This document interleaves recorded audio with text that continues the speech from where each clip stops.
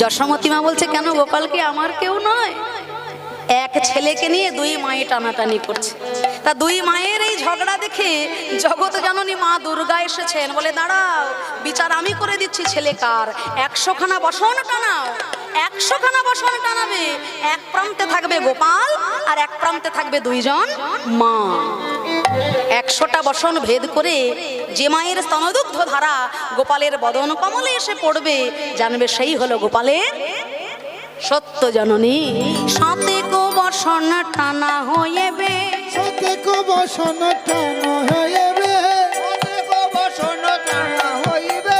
কাহার তনয়ে গোপাল জানা সে যাবে, কাহার তনয়ে গোপাল জানা সে যাবে।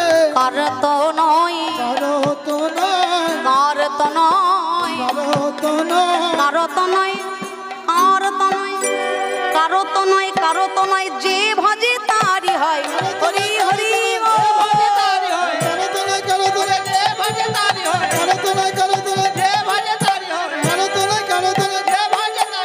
কাহার তনয়ে গোপাল জানা সে যাবে, গরবে দেব কি স্তন ধরে, গরবে দেব কি স্তন ধরে। প্রথম বসন ভেদ না করে, প্রথম বসন ভেদ না করে।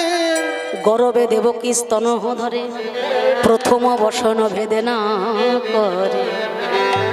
ছেলে আমার, আমি জানি, শাস্ত্র জানে, কিন্তু আমার ছেলে আমার দুগ্ধ পান করলো না, কেন হলো এমন? শাস্ত্র একপাশে দাঁড়িয়ে বলছে, মাগো এখন আর কেঁদে কি হবে? এই দেবকী মা আগের জন্মেও ছিলেন একজন মা। তিনি কে? আমার মায়েরা 15 বছর ধরে এখানে কীর্তন শুনছে, যাতা ভেবো না। বলো দেখি কে? দেবকী মা আগের জন্মে কে ছিল? কইকেয়ী মা।